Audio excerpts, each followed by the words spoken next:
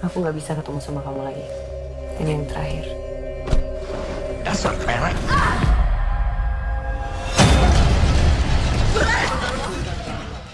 Kamu bilang mau jagain Balaras. Kita cari dukun yang dulu pasang susuknya Balaras. Taman bermain banget. Karena di sini bisa explore dari karakter yang biasanya saya peranin. Jadi di sini berperan sebagai manusia biasa yang berkarakter sebagai Laras yang masih sehat, sampai akhirnya berubah menjadi suatu entitas gitu di sini.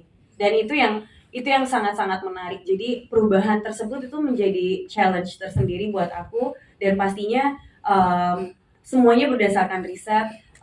Kita sempat nanya-nanya juga, ngobrol juga sama orang yang biasa melepaskan susuk dan ritualnya seperti apa dan efeknya itu biasanya seperti apa, itu diceritain dan itu dijadikan referensi untuk karakter yang diperankan nantinya. Jadi nanti di film yang kalian lihat atau mungkin yang sudah sempat dilihat juga di trailer, itu sebenarnya berdasarkan cerita yang ada gitu, dan memang nyata, dan itu berdasarkan riset dari yang kita semua tim lakukan gitu. Dan saya sangat bersyukur sekali karena di sini semuanya mendukung, mulai dari produser sampai sutradara gitu, ikut nemenin untuk risetnya dan benar-benar memfasilitasi untuk untuk mencari karakter Laras ini. Jadi emang beberapa kali keliling lihat langsung kejadian dan ngobrol dengan tadi kalau kata Mas Moji memakai susuk ini tuh memang beneran nyata dan diajak ini ya berdiskusi dan untuk risetnya. Ngobrol langsung. Wow. Seperti apa? Kondisi di Kamu bilang mau jagain Balaras. Kita cari dukun yang dulu pasang susuknya Balaras. Sejak kapan mbakmu pakai susu? Masih cabut susu ya, wah kejam-kejam sumpah.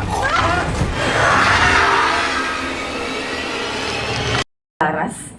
Jadi Laras ini adalah seorang wanita yang menggunakan susuk untuk bertahan dalam hidupnya. Dan mungkin secara singkat, dia itu berprofesi sebagai PSK, tapi berusaha berhenti dari pekerjaannya karena ingin memperbaiki hubungannya dengan adiknya. Nah, tapi setelah itu mengalami suatu kecelakaan dan ceritanya dimulai dari di situ. dan lengkapnya ada di filmnya. Iya dong. Siap.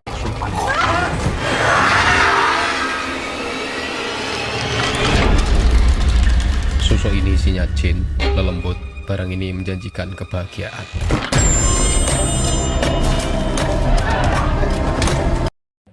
Beberapa treatment khusus lah gitu. Mungkin karakter desain yang kita buat sini juga pendekatannya nggak stereotipikal gitu ya, nggak selalu template kalau tampilan dukun seperti apa gitu. Sosok laki-laki yang kita pikir juga harusnya seperti apa gitu.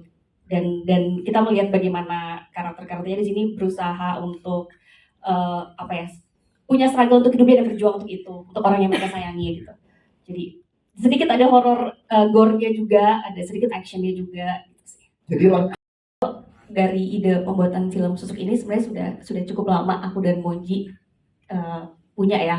Jadi memang perjalanannya cukup panjang sampai akhirnya kita bisa menyelesaikan film ini gitu. Dan akhirnya ketemu juga sama Ridla dan Novi yang juga sama-sama percaya bahwa ini cerita yang sangat menarik dan juga sesuatu yang fenomena yang dikenal oleh masyarakat dari kalangan bawah sampai kalangan atas. Masih banyak orang yang mempercayai susuk itu adalah sebuah semacam jimat atau apapun yang dipakai untuk tujuan sesuatu apapun itu gitu ya. Maksudnya ceritanya masih punya relevansi yang sangat sesuai dengan penonton kita saat ini juga gitu, karena seperti tadi mungkin aku menjangkit apa yang Novi bahas mengenai insecurity, tampilan perempuan yang perfect itu seperti apa gitu, dan bagaimana kalau perempuan disebut merasa bahwa dia butuh sesuatu untuk menampilkan dirinya cantik tapi nggak punya resource yang cukup banyak gitu untuk melakukan operasi plastik dan lain sebagainya gitu. Jadi mungkin cara-cara seperti susuk itu bisa saja dilakukan gitu. Jadi itu sih hal-hal yang buat kita kayaknya sangat menarik coba kita untuk rangkum dan kita crafting dalam film susuk ini gitu. Yang pasti buat saya sih membuat film horor tuh pasti banyak sekali tantangannya ya. setelah kita mencoba untuk meramu cerita dan kita yakin, kemudian berikutnya adalah mencari jajaran pemain. Di film ini sih saya sangat beruntung sekali bisa bertemu dengan talenta-talenta yang luar biasa. Bukan dong. Kiri kanan belakang saya ini mereka sangat luar biasa. Jadi memudahkan saya juga, pekerjaan saya juga gitu untuk bisa meng-create karakter design dan juga bisa menampilkan sesuatu yang pastinya berbeda. Karena kita tidak hanya mencari karakter yang sesuai, tapi juga apa sih performance atau mungkin apa ya elemen-elemen lain yang mungkin bisa kita gali lagi nih gitu. Itu yang membuat filmnya jadi sesuatu yang fresh juga nantinya gitu sih. Yes. Dan kebahagiaan.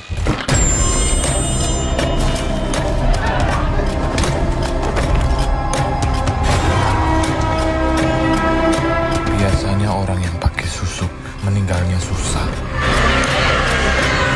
Prasetyo, seorang dukun susuk yang akan sangat susah kita temui di dalam kehidupan kita sehari-hari. Karena dia punya keunikan sendiri ya, nggak seperti kebanyakan dukun yang mungkin biasanya kita lihat di film-film atau yang kita sering temui di kehidupan kita sehari-hari. Yes, terus gimana tuh riset untuk menjadi dukun yang tidak biasa?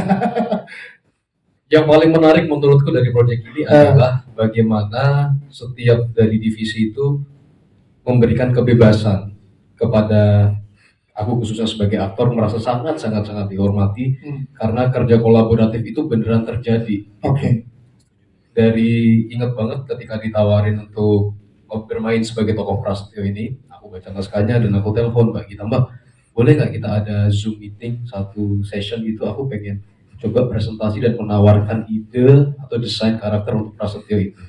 Dan waktu itu aku sangat bersyukur ya karena nggak banyak sebenarnya aku dapat project-project yang beneran ngasih kebebasan aktor untuk menawarkan sesuatu ke dalam satu project. Dan itu ketika aku diberikan kesempatan itu ngerasa kayak gue dihargai banget nih sebagai seniman gitu, sebagai pencipta kreator juga. Dan aku juga sangat makasih buat Mas Monji yang sebagai penulis juga sangat terbuka. Kan ada beberapa penulis mungkin ketika ada aktor yang begitu merasa kayak ini bukan ruang lo nih gitu. Bagusnya Mas Monji adalah beliau sangat open minded gitu, dan yang pasti nggak merubah struktur cerita. Jadi juga aku seneng banget, jujur aku seneng banget ada di project ini karena aku merasa potensi keaktoran yang selama ini belum pernah aku lakukan di film itu baru terwujud di sini. Oh, tepuk tangan dong. Wow. Di sinilah menuangkan, mengeksplor yang ada di seorang Muhammad kan di sini ya. Iya, jadi boleh disebutin nggak sih kayak soal Sabar. Iya, next ini ya, next press con ya.